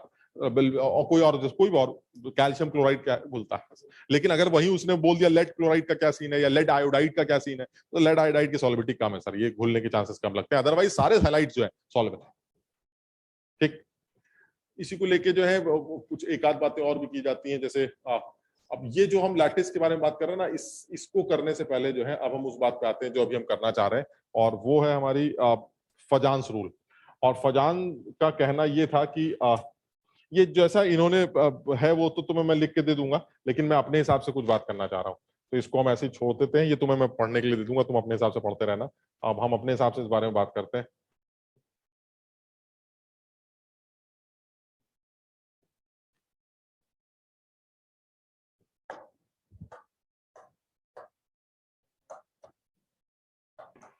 सर अभी लास्ट क्लास के नोट अपलोड नहीं हुए। अब मैं अभी आज कर दूंगा यार, सिर्फ लास्ट क्लास के रह गए ना। यस सर, मैं अभी कर दूंगा। अब फजान्स रूल, इसके बारे में बात करते हैं। ये एक्चुअली फजान ही है, जेड मतलब जेड नहीं है, तो ये फजान रूल ऐसे करके ये बनाया गया है। कोई आदमी रहे होंगे, बड़े आदमी, तो इन्होंने ये कहा है कि आप क्या समझ रहे हैं कि आपने ये क्या किया। मैंने कहा क्या कह रहे हैं ये बताइए। आपने ये कहा था कि सोडियम जो है वो 2,8,1 है और जो क्लोराइड है वो आपका 2,8,7। आपने ये कहा था कि इन दोनों ने इलेक्ट्रॉन का लेन देन किया, यानी साहब ने एक इलेक्ट्रॉन ऊपर से नीचे मार दिया, यही हुआ ना। तो जो आपकी सिचुएशन है वो ये है कि Na तो सर ये बन गया प्लस के फॉर्म में, और Cl ने सर इलेक्ट्रॉन पकड़ लिया, सर ये Cl हो गया आपका, ये सीन। तो हमने कहा भाई ये तो बढ़िया आयनिक बॉन्ड हो गया, कैटायनिक एनायनिक इंटरेक्शन, एक बिल्डिंग तैयार हो गई आयनिक बॉन्ड। कह रहे नहीं आप गलत समझ रहे हैं, ये आयनिक बॉन्ड तो है लेकिन ये 100% आयनिक नहीं, इसके अंदर कुछ कोवेलेंट कैरेक्टर भी है। तो मैंने कहा नहीं, कोवेलेंट बॉन्ड तो मैंने बनाया नहीं, मैंने तो आयनिक बॉन्ड बनाया। Covalent bond is what? Sharing, overlapping, जिसको आप कहते हैं ना मेरा एक तुम्हारा एक, ऐसे। तो वो ओवर, हमने कहा हमने लेन देन किया है सर, शेयरिंग नहीं की है। वो कह रहा है तुमने भले ही नहीं की हो, तुमने इसको आयनिक ही बॉन्ड बनाया, तरीका भी आयनिक बॉन्ड बनने का जैसा था वैसे हो रहा है, बट बनने के बाद आपको पता ही नहीं चलेगा कि इसके अंदर कुछ कोवेलेंट कैरेक्टर भी डेवलप हो रहा है। क्यों? अब ये फजान का मानना यह है कि अगर कैटायन एनायन एक दूसरे के बगल में रखे हो तो आप इस चीज को कभी मना कर ही नहीं सकते, क्योंकि हम कुछ नहीं कर सकते, मतलब जो हो रहा है वो हो रहा है। तो जो हम ऑब्जर्व कर रहे हैं वो ये कि कैटायन को आप ये करने से मना नहीं कर सकते। क्या? कैटायन इस एनायन के आउटर इलेक्ट्रॉन्स को अट्रैक्ट करने की कोशिश करेगा ही करेगा, वो आपके कहने पर बिल्कुल नहीं आएगा, आप चाहे जो कर लीजिए। बताओ ये बात मानते हो कि नहीं? यानी कैटायन आपने ये रखा, उसके बगल में आपने एनायन रखा, और आपने क्या बोला कि भाई हम दोनों आयनिक बॉन्ड बनाएंगे, बढ़िया इलेक्ट्रोस्टैटिक फोर्स ऑफ अट्रैक्शन हमारे बीच में लग रहा है, चलिए ठीक है। लेकिन कैटायन की एक बुरी आदत है, सामने वाले को छेड़ने की। कैटायन जो होता है वो एक ऐसा आदमी है जो सामने वाले एनायन को पोलराइज करता है, क्योंकि ये छोटे साइज का आदमी, एनायंस जनरली बड़े होते हैं। तो ये कैटायन ये करेगा कि भाई मैं छोटा कैटायन हूं और आप एनायन है बड़े, तो जो आपके आउटर इलेक्ट्रॉन्स हैं मैं उनको छेड़ूंगा, मैं उनको पोलराइज करूंगा। इस पोलराइजेशन की वजह से इस एनायन के अंदर डिस्टॉर्शन डेवलप होगा। डिस्टॉर्शन मतलब टेढ़ापन आएगा। टेढ़ापन कैसे आएगा? ये जो कैटायन है ये इस एनायन के आउटर इलेक्ट्रॉन्स को खींचने की कोशिश करेगा, और जब खींचने की कोशिश करेगा तो सिचुएशन कुछ ऐसी बनने वाली, ये देखना जरा, हल्का सा अट्रैक्ट कर रहा है, समझना जरा बात, ऐसा कुछ ऐसा चल रहा है। बताओ समझे कि नहीं? और ये मेरे कहने से नहीं हो रहा है। क्या इसका मतलब ये हुआ कि मैंने कोई ओवरलैपिंग करवाई? मैंने कुछ नहीं किया, मैंने एक Na+ बनाया, एक Cl- बनाया, दोनों को आपस में बगल में खड़ा कर दिया, बात खत्म। अब मुझे क्या पता था कि कैटायन एनायन को छेड़ेगा, कैटायन एनायन को पोलराइज करेगा, पोलराइजेशन की वजह से इस एनायन के अंदर डिस्टॉर्शन डेवलप होगा, और इस डिस्टॉर्शन की वजह से जितना ज्यादा डिस्टॉर्शन होगा उतना ज्यादा ओवरलैपिंग होगी, और जितनी ओवरलैपिंग होगी उतना कोवेलेंट कैरेक्टर डेवलप होगा।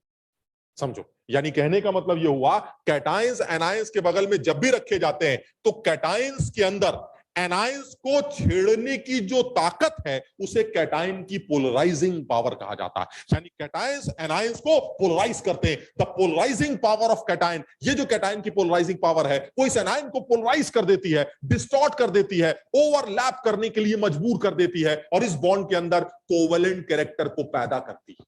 बताओ यहां तक समझे? हाँ, वो तो आयनिक बॉन्ड नहीं बनाता है। तुम ज़ीरॉन बॉन्ड की, आयनिक बॉन्ड की बात चल रही है। ज़ीरॉन तो अकेला एटम है, वो ज्यादा से ज्यादा ज़ीरॉन कोवेलेंट बॉन्ड बना सकता है। XCOF4 XCF2X, वो कोवेलेंट बॉन्ड्स, आयनिक बॉन्ड नहीं बनाएंगे। ठीक, वो इलेक्ट्रॉन लूज ही नहीं करेगा तो आयनिक बॉन्ड कैसे बनाएंगे? ठीक, जरूरत ही नहीं। हाँ, नेगेटिविटी भी नहीं और उसकी आयनाइजेशन एनर्जी बहुत हाई है, क्योंकि ऑक्टेट कंप्लीट है तो वो तो कहेगा इलेक्ट्रॉन मारेंगे चार्ट, बिल्कुल नहीं निकालने देंगे, तो उसकी आयनाइजेशन एनर्जी बहुत हाई। तो ज़ीनन से आयनिक बॉन्ड की कोई उम्मीद नहीं। ठीक, हम तो उन लोगों को लेके आए हैं जिनके बाहर एक है, देखिए, और एक उसको लेके आए जो कह रहा है एक दे दो, वो कह रहा ले लो, ये कह रहा दे दो। क्या कौन सा बॉन्ड बन गया? लेन देन आयनिक बॉन्ड तैयार। तो मैंने कहा भाई ऐसा, मैं तो आयनिक बॉन्ड बनाने के चक्कर में दो लोगों को लेके आया था, बढ़िया, एक ये आदमी आ गया, ये आ गया, आयनिक बॉन्ड तैयार हो गया। हमें क्या पता था ये आदमी बदतमीज है, ये छेड़ता है एनायन को और डिस्टॉर्ट करने के चक्कर में ओवरलैपिंग स्टार्ट होती, और उस ओवरलैपिंग की वजह से कोवेलेंट कैरेक्टर या कोवेलेंसी डेवलप होती। तो समझे बात को? यानी मुझे ऐसा लग रहा है कि फजान ने कैटायन को लेके एक बात बोली है और एक बात एनायन को लेके बोली है। कैटायन को लेके क्या बोला है? जब कभी भी आयनिक बॉन्ड बनता है तो कैटायन के अंदर एक पोलराइजिंग पावर आती है, वो पोलराइजिंग पावर एनायंस को पोलराइज करती है। इस पोलराइजेशन की वजह से एनायंस के अंदर डिस्टॉर्शन पैदा होता है और उस डिस्टॉर्शन की वजह से ओवरलैपिंग होती है और इस ओवरलैपिंग की वजह से कोवेलेंट कैरेक्टर डेवलप होता है। जितनी ज्यादा कैटायन में छेड़ने की ताकत होगी उतना ज्यादा सामने वाले को छेड़ेगा, जितना ज्यादा सामने वाले को छेड़ेगा उतना उसको पोलराइज करेगा, जितना उसको पोलराइज करेगा उतनी ओवरलैपिंग होगी और जितनी ओवरलैपिंग होगी उतना कोवेलेंट कैरेक्टर बढ़ेगा। तो समझिए बात को। लेकिन ये कहानी सारी किसकी है? कैटायन की। यानी अगर मैं कैटायन की बात करूं तो कैटायन के अंदर, ये अगर मैं सिर्फ कैटायंस की बात करूं तो फजान्स के अकॉर्डिंगली, फजान रूल के अकॉर्डिंगली कैटायंस के अंदर, cations have the power to polarize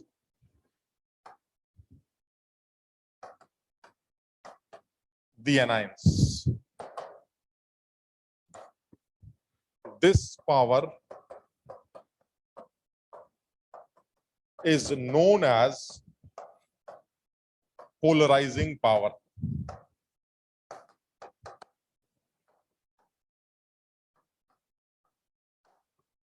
More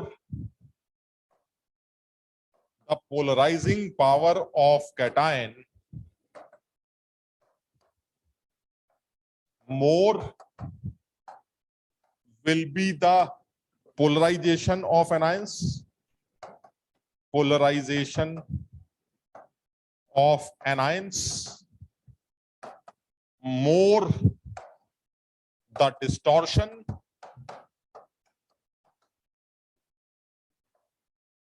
more the overlapping, and more the covalent character. थोड़ा सा अपने आप समझने की कोशिश करो, ये हमने अपनी लैंग्वेज में बात की। यानी कैटायंस के लिए क्या बोला जा रहा है? कैटायंस ये कह रहे हैं भाई ऐसा है हमारा, अब ये क्या है वजह होगी कि तुम्हारी पोलराइजिंग पावर ज्यादा, वो अलग बात है, लेकिन अभी क्या समझ में आ रहा है? वो इतना समझ में आ रहा है कि कैटायंस ये कह रहे हैं भाई ऐसा है, आपके अंदर अगर पोलराइजिंग पावर ज्यादा हो गई हमारे अंदर, यानी सामने एनायंस को छेड़ने की ताकत अगर ज्यादा हुई तो मैं आपको ज्यादा छेड़ूंगा तो आप ज्यादा पोलराइज होंगे तो ज्यादा टेढ़े हो जाएंगे तो घुस जाएंगे तो ओवरलैपिंग बढ़ जाएगी, कोवेलेंट कैरेक्टर बढ़ जाएगा। अब ऐसा कब होगा कि कैटायन ये बोलेगा कि मेरी ताकत ज्यादा है या कम? वो डिपेंड करता है, वो अभी हम बात करेंगे। लेकिन कैटायन ने ये बात बोल दी है कि मेरी पोलराइजिंग पावर का मतलब है सामने वाले एनायंस को छेड़ना, जिसकी वजह से कोवेलेंट कैरेक्टर आएगा ही आएगा। अच्छा, ये तो कैटायन की आदत, ताकत हो गई छेड़ने की। अब एनायन पे बात फजान ने क्या बोली? ये तो कैटायन कह रहा है छेड़ना। समझ बात को? कैटायन क्या कह रहा है? मैं आपको छेड़ूंगा। और एनायन क्या कह रहा है? हम छिड़ जाएंगे। क्यों ऐसा क्यों हो रहा है? क्योंकि एनायन का साइज जनरली बड़ा होता है। बड़े साइज का जो एनायन होता है उसके जो बाहर के इलेक्ट्रॉन्स हैं वो उसके न्यूक्लियस से दूर होते हैं, तो उनको कोई भी छेड़ देता है। समझ बात को भाई? ये जो एनायन है उसके जो बाहर के इलेक्ट्रॉन्स हैं वो अपने न्यूक्लियस से बंधे, लेकिन क्योंकि वो न्यूक्लियस से दूर है तो ज्यादा नहीं बंधे, तो उन बाहर वाले इलेक्ट्रॉन्स को कोई दूसरा आदमी आकर अट्रैक्ट कर सकता है, छेड़ सकता है। बात समझ रहे हो? यानी ये बाहर के जो इलेक्ट्रॉन्स हैं, इन बाहर के इलेक्ट्रॉन्स को बाहर वाला कैटायन परेशान कर सकता है। इसलिए एनायंस के अंदर छिड़ने की आदत है और कैटायंस के अंदर छेड़ने की ताकत है। बात समझ रहे हो? तो छेड़ने की ताकत को पोलराइजिंग पावर और छिड़ने की आदत को पोलराइजेबिलिटी कहा जाता है। यानी फजान ने एनायंस को लेकर क्या बात बोली है? एनायंस की पोलराइजेबिलिटी होती है, वो पोलराइज होने की टेंडेंसी रखते हैं, और वो पोलराइजेबिलिटी जब ज्यादा होती है तो वो ज्यादा छिड़ता है। ज्यादा छिड़ने से ज्यादा टेढ़ा होता है, ज्यादा टेढ़े होने से ज्यादा घुसता है, और ज्यादा घुसने से ओवरलैपिंग ज्यादा होती है और कोवेलेंट कैरेक्टर बढ़ जाता है। यानी एनायंस को लेके कैटायंस को लेके तो फजान ने ये बात बोली है, और एनायंस को लेके जो फजान बात बोल रहा है वो ये बोल रहा है। इसको हटा दे भाई। सर एक मिनट। हाँ,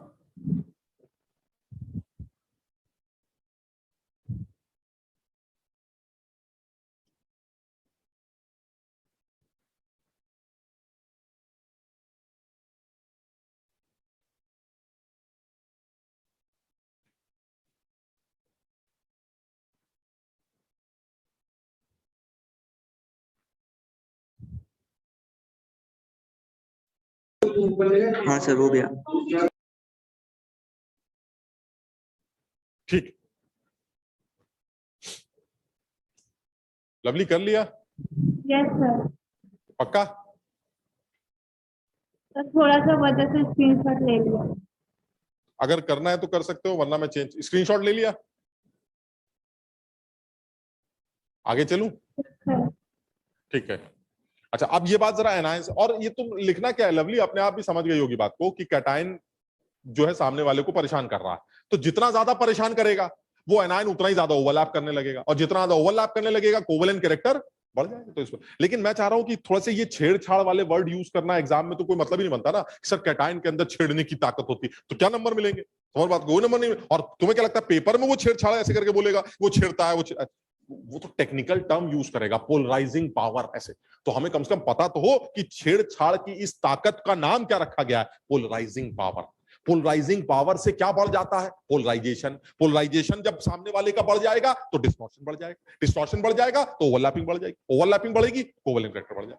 अब कब बढ़ता है पोलराइजिंग पावर कैटायंस की, वो अलग केस कि कैटायंस की पोलराइजिंग पावर किसके ऊपर डिपेंड करती, वो अलग केस। लेकिन एक चीज क्लियर है, पोलराइजिंग पावर की वजह से ये चीजें देखने को मिलेगी। ठीक, अब एनायंस के बारे में बात कर लेते हैं। एनायंस का केस क्या बनेगा?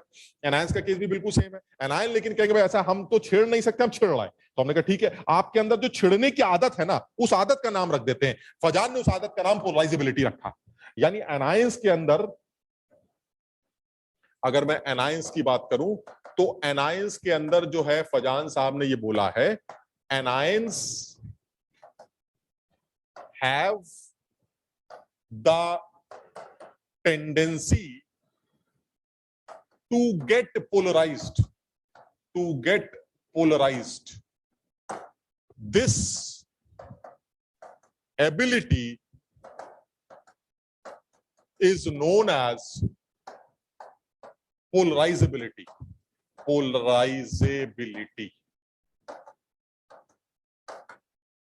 अब इसमें भी देखो, हम लिखते थे more the polarisability of N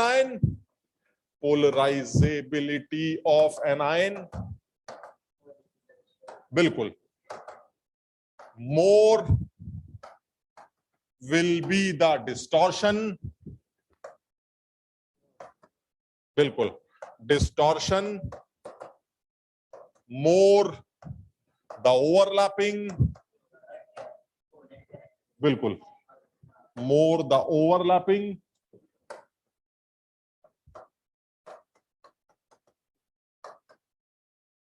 more the covalent character.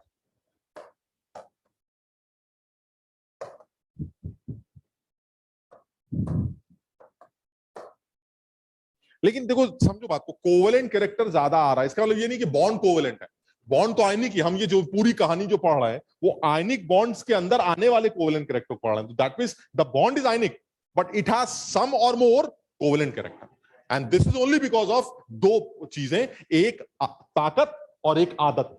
ताकत ज्यादा तो भी गड़बड़, आदत ज्यादा तो भी कर पाऊं। अब ये और डिसाइड करना बचा रह गया फजान के अकॉर्डिंगली, सर ताकत कब ज्यादा होगी और आदत कब ज्यादा होगी। बात समझो, जैसे मान लीजिए जब दो आदमी, हम भी हैं और आप भी हैं, अब हम दोनों आयनिक बॉन्ड हैं, हमसे पूछा जा रहा है भाई तुम्हारे अंदर कोवेलेंट कैरेक्टर ज्यादा है या हमारे अंदर कोवेलेंट कैरेक्टर ज्यादा है, तो मुझे पता होना चाहिए कि किस बॉन्ड के अंदर ये छेड़छाड़ ज्यादा चल रही, क्योंकि जिस मॉलिक्यूल के अंदर ये छेड़छाड़ ज्यादा चल रही है उसके अंदर कोवेलेंट कैरेक्टर ज्यादा होगा और दूसरे वाले के अंदर। और ये कैसे डिसाइड करेंगे कि कहां छेड़छाड़ ज्यादा है, मुझे दोनों बातें पता होनी चाहिए। कैटाइन की पोलराइजिंग पावर किसके ऊपर डिपेंड करती है और एनाइन की पोलराइजेबिलिटी वो किसके ऊपर डिपेंड करती है, ये दो बातें।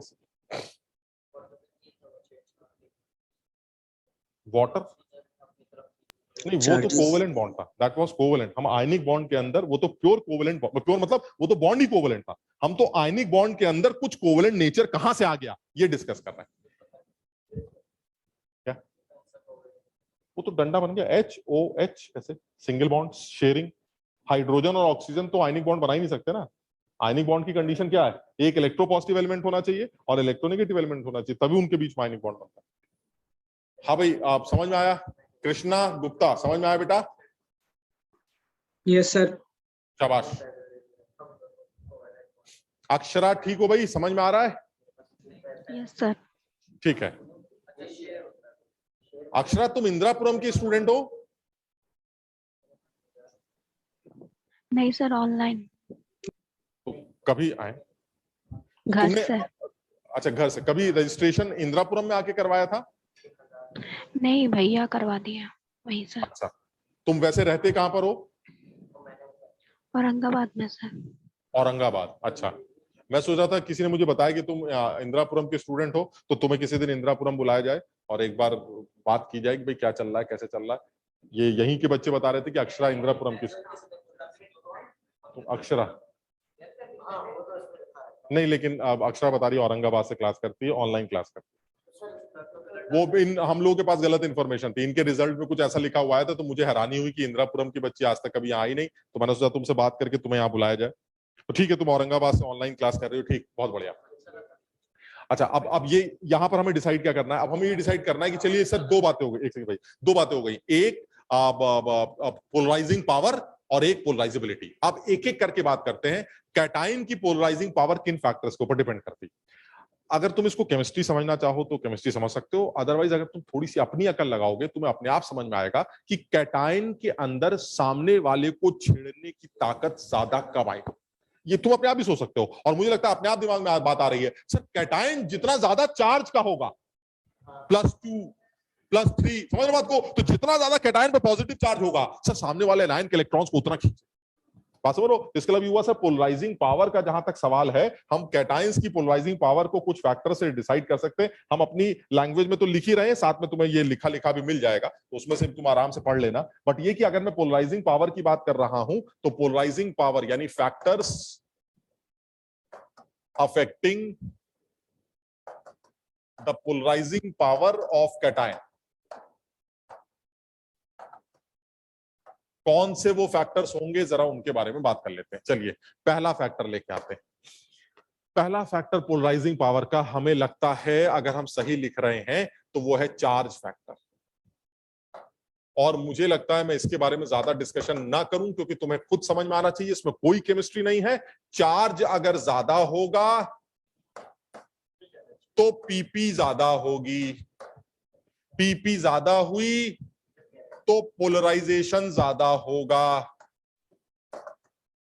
सामने वाले आयन का पोलराइजेशन ज्यादा होगा, पोलराइजेशन ज्यादा होगा तो डिस्टॉर्शन ज्यादा होगा, डिस्टॉर्शन ज्यादा होगा तो ओवरलैपिंग ज्यादा होगी, ओवरलैपिंग ज्यादा होगी तो कोवेलेंट कैरेक्टर ज्यादा होगा।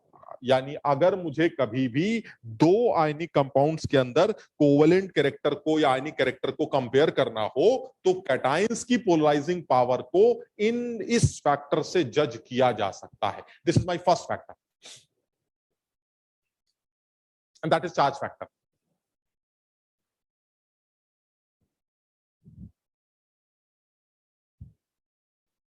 हाँ, नहीं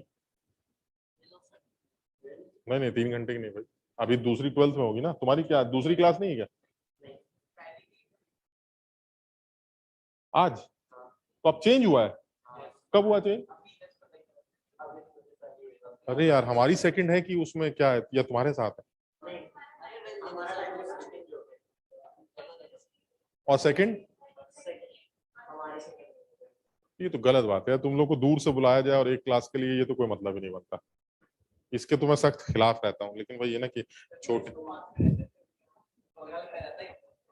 नहीं, अब वो अलग बात है। लेकिन तुम तो आते, जो आते हैं वो तो आते ही। अब बेचारे अगर मैं तो कहता हूँ 1 किलोमीटर से भी आए तो क्यों आए? पर एक क्लास के लिए आए, मतलब 1 घंटे 1.5 घंटे के लिए क्या टाइम का? हाँ, तब भी पढ़ाई नहीं करता हूँ तो ठीक है। अब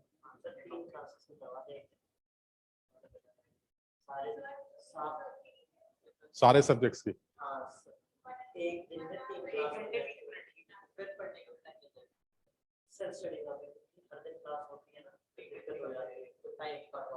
यार कुछ उसमें दिक्कत है, कर सकते हैं। वो दिक्कत सबसे बड़ी यही है कि मेरे ख्याल से शायद ज्यादातर जगहों पर मेरी जो क्लास है वो ऑनलाइन चलती है और ऑफलाइन चलती है बाकी क्लासेस ज्यादातर। मतलब केमिस्ट्री की मेरी जो क्लास है वो ज्यादातर सेंटर्स में ऑनलाइन होती है। मतलब मैं ही काफी सेंटर्स में क्लास ले लेता हूँ। अगर मेरी भी सिर्फ ऑफलाइन हो तो फिर कोई इशू नहीं है, मैं तुम्हारे साथ 1 घंटा 20 मिनट के लिए आया, फिर बगल में चला गया, फिर कहीं चला। लेकिन अब दिक्कत क्या, मैं जिस टाइम पर यहाँ क्लास ले रहा हूँ वहां पर आगरा वालों की भी ले रहा हूँ, और कुछ बच्चे देखो ऑनलाइन वगैरह, ये लवली हो गई, अक्षरा हो गई, ये कई बच्चे जो ऑनलाइन भी क्लास लेते हैं। नहीं हाँ भाई, ये समझ में आ गया। अच्छा अच्छा, ये बताओ क्या चार्ज फैक्टर अकेला फैक्टर होगा या कोई और फैक्टर भी हो सकता है? अगर मैं कैटायन के खींचने की ताकत की बात करूं, मान लीजिए ऐसा हो गया कि मेरा चार्ज और आपका चार्ज बराबर हो गया। अब हम दोनों कैटायन है और हम दोनों का चार्ज बराबर। अब क्या करें? अब साइज भी तो फैक्टर है, उसको कैसे छोड़ सकते हैं? साइज फैक्टर की बात कर लेते हैं। दूसरा फैक्टर डालते हैं साइज फैक्टर। और मुझे लगता है थोड़ी सी अगर तुम अकल लगाओ तो साफ समझ में आता है कि अगर साइज किसका, कैटायन की बात कर रहे हैं, आयन की, कैटायन की, अगर कैटायन का साइज बड़ा होगा तो उसके छेड़ने की ताकत भी ज्यादा होगी। बताओ मानते हो? बिल्कुल गलत मानते हो। जिस साइज कैटायन ज्यादा होगा साइज, तो उसके छेड़ने की ताकत। अरे भाई छोटा, हाँ छोटा कैटायन है तो उसका न्यूक्लियस समझ लो बिल्कुल पास में से, और बड़ा सा कैटायन ले लोगे तो क्या बोलेगा, हम तो पहले ही बड़े हैं, हमारा न्यूक्लियस यहां, तुम वहां, क्या अट्रैक्ट कर पाएंगे? अगर हम छोटे साइज के हुए तो बगल के एनायन को ज्यादा खींच पाएंगे। समझ रहे बात को? यानी साइज फैक्टर ये कहता है कि साइज के छोटे, यहां बड़ा नहीं लिखेंगे, साइज को छोटा लिख देते हैं, साइज को छोटा करा जाए कैटायन के तो सर पीपी बढ़ जाती है। पीपी बढ़ गई तो पी बढ़ गया, पी बढ़ गया तो डी बढ़ गया, डी बढ़ गया तो ओ बढ़ गया, ओ बढ़ गया तो सी भी बढ़ गया। अब ये समझ रहे हो बात को?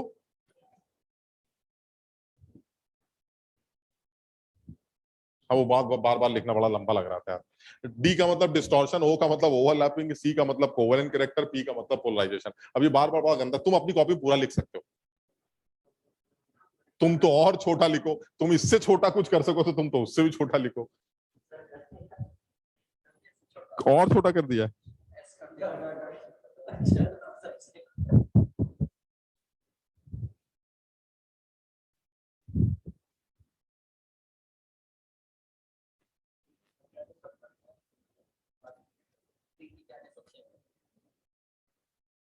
तो देखो आज इतना ही करेंगे, है ना, क्योंकि फिर अब जल्दबाजी में कोई बात नहीं करेंगे। तो आज अभी के लिए इतनी बात कर रहे हैं कि कैटायन के ऊपर ये कंडीशन है। वैसे मैं तुम्हें परेशान करने के लिए एक बात बोल सकता हूं, अगर कोई दो ऐसे सॉल्ट्स लिए जाए, हाँ नहीं हम जिनका सब सेम समझना जरा मतलब क्या हुआ कि जैसे NaCl और CuCl, ऐसे एग्जांपल ले रहा हूं मैं। जैसे मान लीजिए मैंने NaCl ले लिया और CuCl ले लिया।